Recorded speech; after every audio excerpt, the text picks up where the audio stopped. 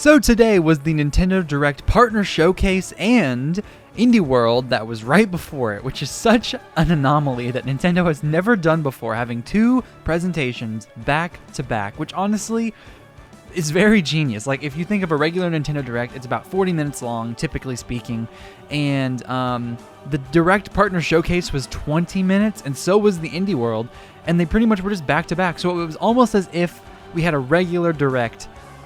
Instead of that, it was two different presentations with a lot of different smaller announcements from third parties and indies, and there weren't any first-party announcements, so I went into it with expectations dirt low.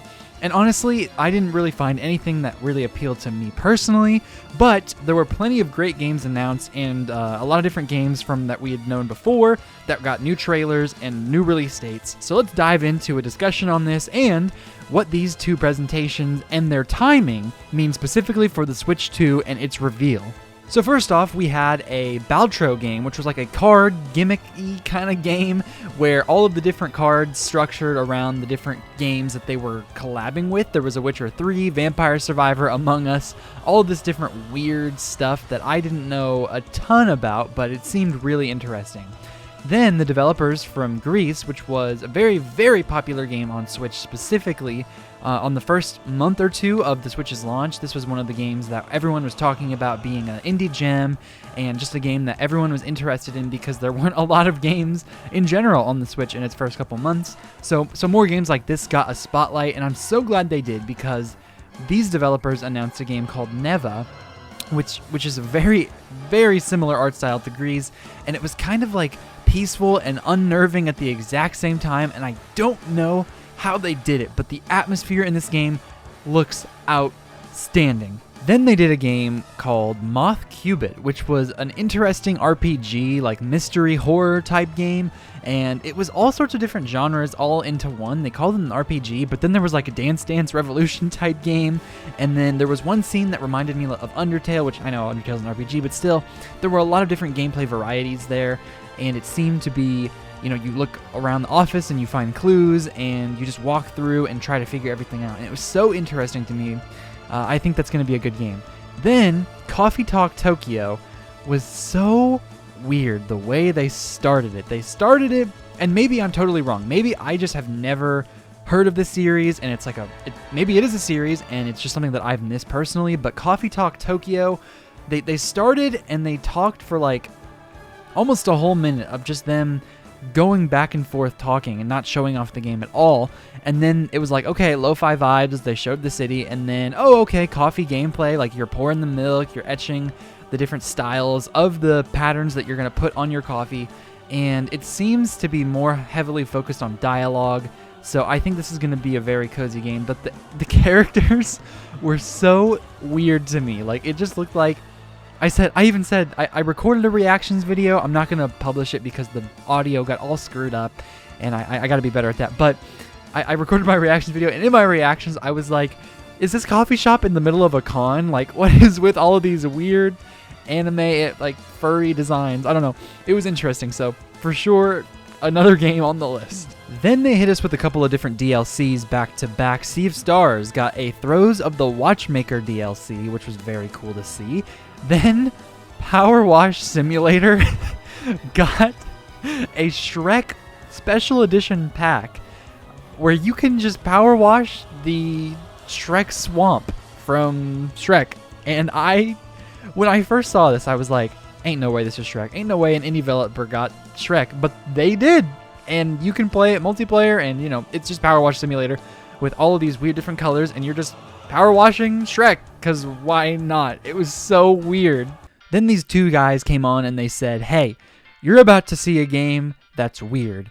And I was like, okay. And they were right. This game looked weird. The art style was really cool. I loved like the VHS filter that they had on it, and the gameplay looked interesting. But all of the different character designs and this weird dude who keeps popping up in the middle of the gameplay and like saying random things like, oh, come get me or help me or whatever. It was so weird. It was such an interesting character design. Save Them was another one that came up, and then there was like a train. It was so weird. This is just the best way to describe this game, and I've said it a million times now right now, but it was weird. So I think a lot of people are going to be interested in this because of how weird it is, and people love that pixelated VHS style. So I'm intrigued to see how many people are going to pick this up and what it's going to end up scoring. Okay, then I about lost my mind because this game date everything. It was so funny. I laughed my freaking butt off. You can date everything. You walk through this house and you walk up to a lamp or the shades or a TV or the bed, and this character designed after that object will appear, and you talk to them and you can date them if you want. So that was hilarious. Then these developers came on and they announced their game Peglin. It was so cool to see. It was like a pinball type game where you were above, and on the top of the screen there are 2 enemies or 3 enemies or however many, and by using your different pinball mechanics and getting as many of those balls at the bottom out, you get more power against the enemies and you get to strike them, or you can use it to heal yourself. A very, very novel concept I am so excited to use. Then a game called Wobbly Life, which is essentially a Human Fall Flat clone, came on, and it was a lot of more in-depth gameplay rather than like puzzles. It seems like you just go through this big world with these weird physics and do all these different things. Probably more focused on multiplayer. Then a game that is really, really focused on multiplayer, Pico Park 2 it's like Box Boy, but 8 people. And I about lost my mind. That is insane. Box Boy with 8 people would be crazy because you just see all of these different puzzles, and you can play with up to 8 people, which I guess Smash Bros. You can play with up to 8 people, and Mario Kart, all that different stuff. There are so many different games that allow you to play with so many people.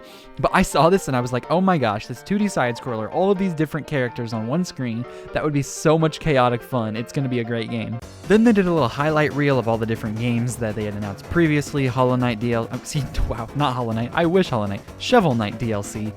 And then they did the Plucky Squire, which was amazing. That's coming out in September. That game looks so good. Then they finally announced at the very end of this presentation, Pizza Tower coming to Switch. That game is so popular, and I'm really happy that it's coming to the Switch. Then the Nintendo Direct Partner Showcase began, and it started off with a bang. Tetris Forever, which, oh my goodness, it was so many Tetris games. If you love yourself some Tetris, there's like 10, 15 different games combined up in here. So this is a great collection for all of those people. Then, Star Overdrive. It was an interesting, like, skateboard kind of game, but not skateboard, and it's an open world game, and all of these different mechanics to where you're fighting these huge beasts in this open world, and traversal looks so much fun. It's an alien world with all of these different obstacles and enemies. I think this is going to be a banger. I really do think this is going to be a really good game. Then we got Goat Simulator 3. It is so funny to me how bad this game looks, and how that is also its charm. Like that, it's not just a Switch thing. It's on every console. This game doesn't look that good, but it's just so funny. I mean, it's just all these goats doing crazy things, wearing pajamas, wearing hats. I got a good laugh myself out of it, just seeing it during the trailer. It's so funny. Then The Legend of Heroes, Trails in the Sky. The Legend of Heroes has been a series that's been around for a really long time, and this is apparently a game that's coming to the Switch as well. So next up was Star Wars Hunters. They had Worms Armageddon. They had the Stalker game, a bunch of different highlighted reels games, and then SpongeBob, except it's not SpongeBob. It's a Patrick game, which was so funny to see. It was just a twist-a-maroo. Like they came out and they were like, yo, it ain't SpongeBob, it's Patrick up in here. And it was really funny because these games, a lot of people love them. I know Scott the Waz loves the Bikini Bottom games. So these are really fun. Then you got Fitness Boxing 3, which this, by the way, this is a series now. Not just a game, this is a series. And this series came out of nowhere during the pandemic. Something to keep people moving, something to keep people engaged and just having fun online, trying to stay healthy.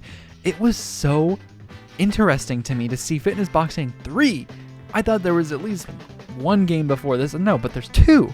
And this is the 3rd one. So this game is called Your Personal Trainer. And they have 4 different trainers, as showed off in this trailer, and all of these different workouts that you can do. It's really exciting to see that this series is a series, and all of these people are going to be playing this game now. Capcom Fighting Collection 2, which was so cool to see because of the Capcom versus Marvel game that was announced during the last Direct, and that was a massive deal, and this is also a massive deal. So Capcom is just hitting us with banger after banger this year.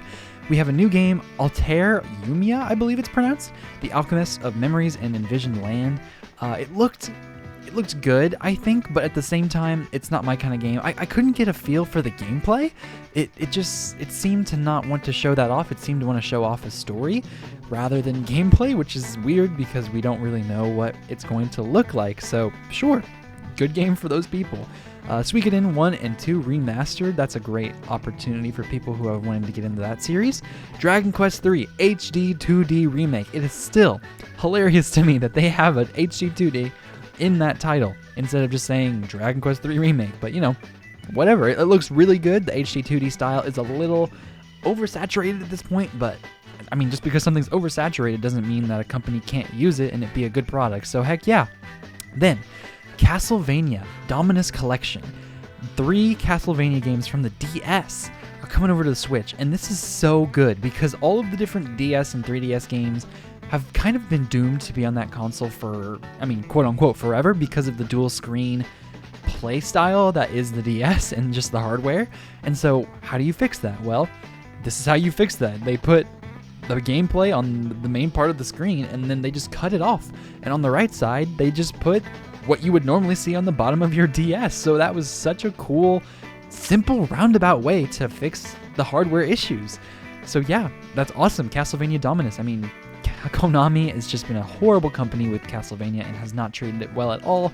So it's good to see any content coming from Castlevania at all. Then we got Civilization 7 confirmed to coming to the Switch. That's really great. I mean, a lot of people love the Civilization series. I remember, I think it was Civ 6, maybe Civ 5, years and years ago coming to the Switch on some other Direct that they had done, and everyone was talking about how really cool that was because this type of game is typically only a PC only game, and if I am correct on that, so it's good to see. I mean, more games on Switch is always good, more variety, more content, for sure. Tales of Grace F Remastered, then they had My Sims Cozy Bundle, just like a chibi type of Sims game. It's not even a Sims game, it's just... It didn't look that good to me, to be honest with you. So I'm just going to move on to Five Nights at Freddy's Help Wanted 2 and Five Nights at Freddy's Security Breach Ruin DLC. Both of these came out of totally left field to me because I had thought, and maybe I am just wrong on this, but I had thought Help Wanted 2 was only a VR game. And apparently, I mean, either it was a VR game only and now it's just coming to the Switch, but I know Security Breach was on the Switch to begin with, so it might just be where they had released it on VR or PC first, and then they just wanted it to come to the Switch later. But I had no idea that it was coming to console, so that's an amazing opportunity for people to just play more Five Nights at Freddy's. And like I said, Security Breach Ruin, that's great to see it finally coming over. Ruin came out earlier this year, and apparently they just wanted to take longer for the Switch version. I don't know if there were other consoles that had gotten the Ruin DLC before the Switch, or if it was PC only. I don't know about that, but hey, it's amazing. More Five Nights at Freddy's content on the Nintendo Switch is always a good thing. Then they did a highlight reel before the last 2 announcements of this Direct Partner Showcase, and the highlight for me was the LEGO Horizon Adventures, which I just still can't believe to this day. If you had told me at the beginning of the year that there would be a LEGO Horizons game, or just a Horizons game in general on the Switch, I would have thought you were insane. But hey, Legos, I mean, people love Legos and the Lego games, and so I guess Sony just thought, hey, it probably won't sell amazingly on our own consoles, so let's put it on a different one, and especially the Switch has a huge install base, and try to get some more sales out of it. So heck yeah, I love to see crossover and just different IPs on different consoles.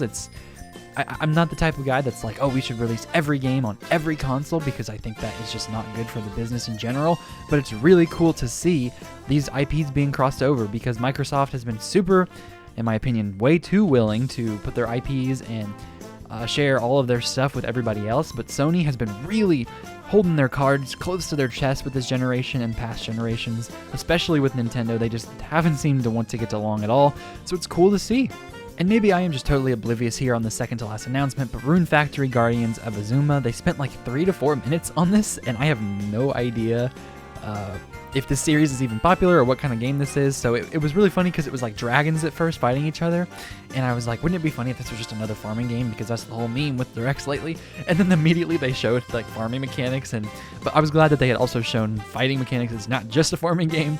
It's got an in-depth story apparently. It has a really coool like RPG Xenoblade-esque fighting style, but also it felt like it was switching genres in between different cutscenes and different gameplay demonstrations, because it was like overworld third person fighting, where you would like move around and fight enemies freely like you would in Breath of the Wild or Tears of the Kingdom. But then it showed like the same kind of thing, but with health bars on the side and then like a big boss bar on the top.